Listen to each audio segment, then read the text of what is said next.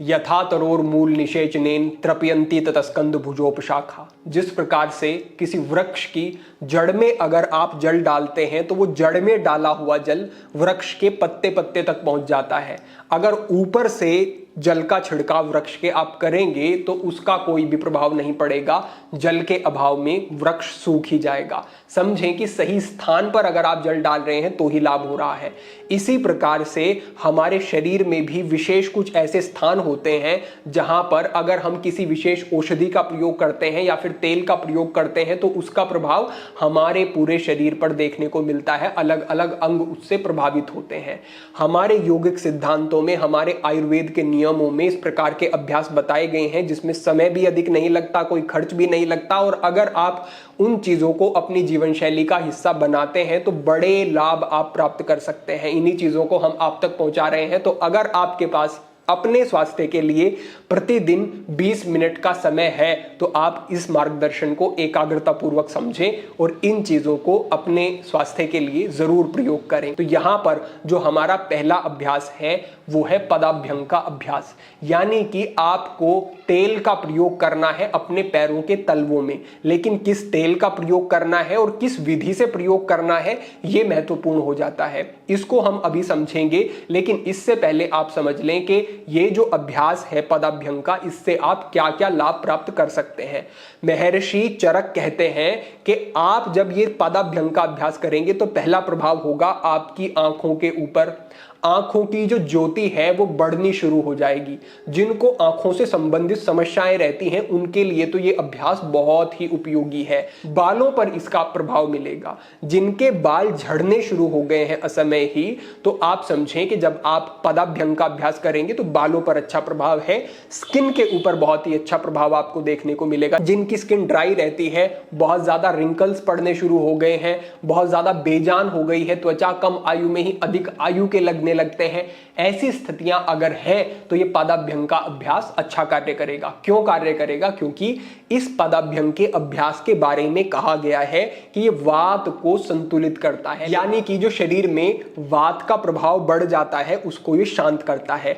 और वात जब हमारे शरीर में बढ़ता है तो हमारे बाल झड़ने लगते हैं। पित्त बढ़ता है तो बाल सफेद ज्यादा होते हैं, लेकिन वात बढ़ता है बाल झड़ने लगते हैं। तो बाल नहीं झड़ेंगे, आंखों के ऊपर प्रभाव पड़ता है, वात बढ़ने से वो नहीं होगा, और स्किन के ऊपर तो सीधा प्रभाव पड़ता ही है, तो आपकी त्वचा अच्छी रहेगी। इसके विशेष प्रभाव होते हैं पाचन के ऊपर, क्योंकि आपका जो पाचन है वो वात से बहुत ज्यादा प्रभावित होता है। जिन व्यक्तियों को भोजन करने के बाद डकारें आने लगती हैं, पेट फूला हुआ अनुभव होता है, ब्लोटिंग होने लगती है, पेट से आवाजें आने लगती हैं, उनके लिए ये पदाभ्यंग का अभ्यास बहुत ही ज्यादा उपयोगी आप समझें। साथ ही साथ वायु का जो प्रभाव होता है वो होता है सुखाना।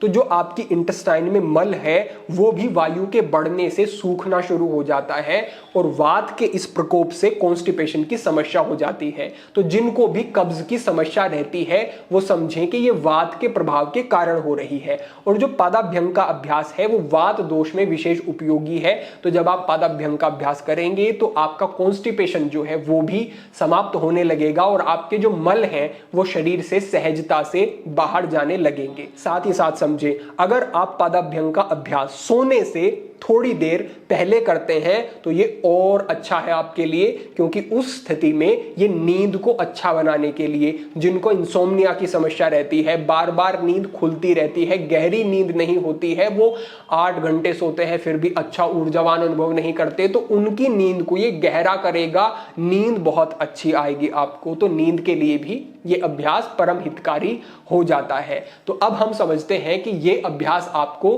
किस प्रकार से करना है और किन तेलों का प्रयोग करना है। तो इस अभ्यास के लिए आपको जो तेल प्रयोग करना है वो है तिल का तेल। तिल के तेल का वर्णन विशेष रूप से आयुर्वेद के अंतर्गत किया गया है।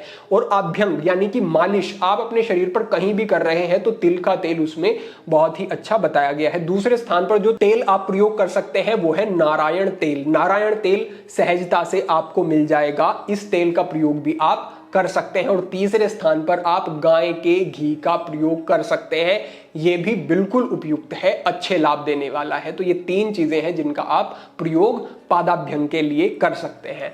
अब इसके लिए आपको और क्या चाहिए, यहां पर हमारे पास सबसे पहले तो हम यहाँ पर घी का प्रयोग ही कर रहे हैं, देसी गाय का घी यहाँ पर हमारे पास है।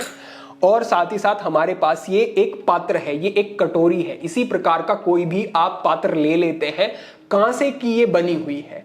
कांसा जो है ये बहुत ही उपयोगी बताया गया है पैरों के तलवे में। जब आप घर्षण करते हैं किसी भी कांसे के पात्र से, तो आप समझें कि ये आपके शरीर से विषाक्तता बाहर निकालने का कार्य करता है। जब आप इसका प्रयोग अपने पैरों के तलवों पे करेंगे तो थोड़ी देर के अंदर ही आप देखेंगे कि आपके पैर के तलवे जो है वो काले होने शुरू हो जाएंगे। जिसके शरीर में विषाक्तता कम होगी उसके पैर के तलवे कम काले होंगे, लेकिन जिसके शरीर में ज्यादा होगी उसके बिल्कुल काले हो जाएंगे। तो इसमें कोई आप विपरीत बात ना समझे, ये अच्छा ही समझे कि विषाक्तता शरीर से बाहर आ रही है। तो इस प्रकार से आपको ये एक चीज ले लेनी है। तो इसके बाद आपको जो प्रयोग करना है वो हम देख लेते हैं। इस प्रकार से आपको पैर पे अपने करना शुरू करना है। दाएं बाएं किसी भी पैर से आप शुरू कर सकते हैं। थोड़ी देर या तो आप पैर को पानी के अंदर रख लेंगे या फिर आप ठीक प्रकार से पैर को धो लेते हैं, पोंछ लेते हैं, उसके बाद करेंगे। तो आप इस तरीके से यहां पर जो है घी को या तेल को पहले हाथ के ऊपर ही ले लेंगे और अपने पैर के तलवे में ठीक प्रकार से इसको इस तरीके से आप पहले लगा लेते हैं। इस तरीके से हमने अपने पैर के तलवे पर ये लगाया। इसके बाद जो हमने आपको बताया, इस तरीके का हमने कांसे का यहाँ पर पात्र लिया है, इससे आप ये मालिश पैर की अपने करनी शुरू करेंगे। जैसे ही आप मालिश करना यहाँ पे शुरू करते हैं तो हम देख पा रहे हैं कि हमारा पैर थोड़ा थोड़ा काला यहाँ पे होना शुरू हो गया है। आप ऐसा कोई दिक्कत नहीं है, आप इसको घुमा करके राउंड में भी मालिश कर सकते हैं और ऊपर से नीचे भी आप इस प्रकार से पैर पर मालिश कर सकते हैं। ये जो मालिश है जो पैर पर करनी है ये आपको लगभग 10 मिनट तक करनी है। आप कहेंगे कि हमारे पास तो समय नहीं होता है, काफ़ी समय लगेगा, दोनों पैरों में मालिश करेंगे 20 मिनट का समय लगेगा। लेकिन आप समझें कि ये 20 मिनट आपका ऐसा निवेश होगा जो कि आपको बहुत सारे स्वास्थ्य लाभ देने वाला होगा।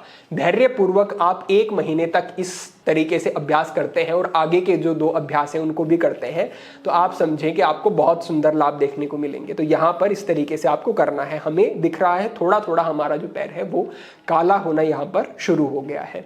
तो इस तरीके से आपको कर लेना है और उसके बाद ये मालिश करने के बाद आपको अपने पैर को इस तरीके से ठीक प्रकार से पोंछ लेना है।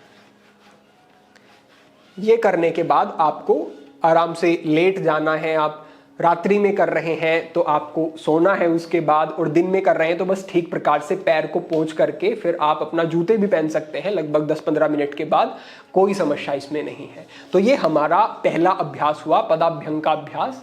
पैरों में मालिश करनी है इस प्रकार से प्रतिदिन। आपको सुबह भी कर सकते हैं और अगर नींद की समस्या आपको है तो आप शाम को करते हैं, बहुत अच्छा आपके लिए रहेगा।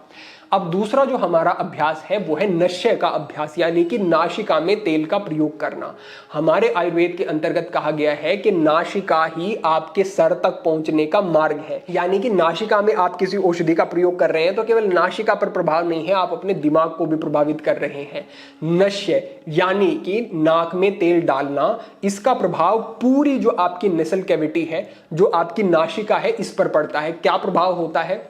आपको अगर किसी भी प्रकार की एलर्जी है, साइनस है, बार बार छींकें आती हैं या नाक आपका बार बार ब्लॉक हो जाता है, अगर ऐसी स्थिति आपके साथ है तो ये जो आप तेल का प्रयोग नासिका में करेंगे बहुत ही उपयोगी आपके लिए रहेगा।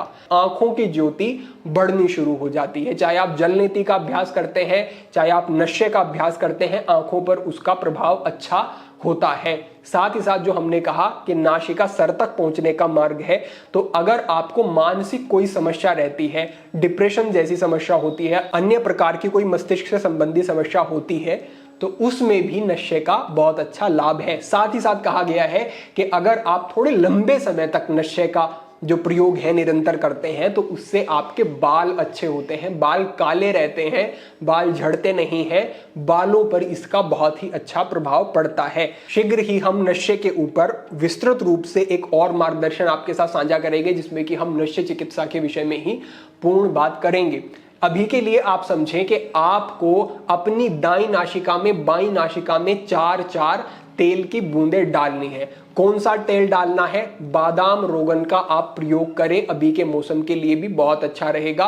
तो बादाम रोगन बाई नासिका में 4 बूंदे, दाई नासिका में 4 बूंदे, इस प्रकार से आपको ये करना है। तो ये हमारा दूसरा अभ्यास हुआ, नशे से आपको लाभ लेने हैं। और तीसरे स्थान पर जो अभ्यास आता है वो है जो आपको अपने सर की मालिश करनी है। सर की मालिश आप, हम फिर से कहेंगे, संध्या में करते हैं तो बहुत अच्छे लाभ हैं। नींद पर इसका बहुत अच्छा प्रभाव है।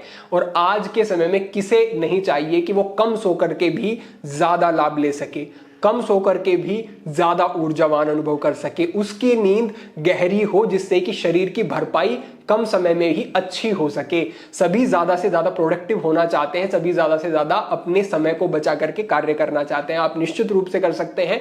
आपको इस प्रकार से पादाभ्यंग, दूसरे स्थान पर नश्य और तीसरे स्थान पर अपने सर में मालिश करनी है। नारियल के तेल से मालिश करनी है।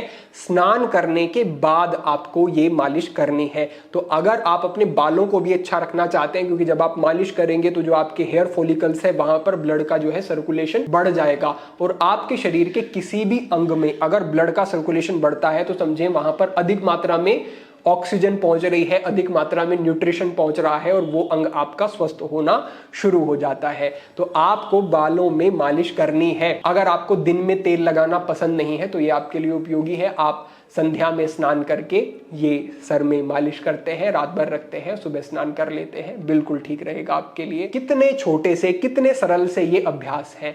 पैरों में मालिश करनी है बताई गई विधि से, नश्य और सर में मालिश करनी है, और आप देखेंगे कि बहुत सुंदर आपको इनसे लाभ मिलेंगे। तो आप इन तीनों चीजों को अपनी जीवन शैली का हिस्सा अवश्य ही बना लें और इनसे पूर्ण लाभ प्राप्त करें। हमारी इच्छा यही है कि आप अपनी संस्कृति में बताई गई चीजों को समझें, उनसे जुड़ें, उनसे लाभ लें, जिससे कि आपको किसी प्रकार के शारीरिक विकार ना हो, मानसिक विकार ना हो, आपको किसी तरीके की दवाइयां नहीं खानी पड़े और आप शरीर के तल पर भी और मानसिक तल पर भी सबल रहें और हमेशा स्वस्थ रहें।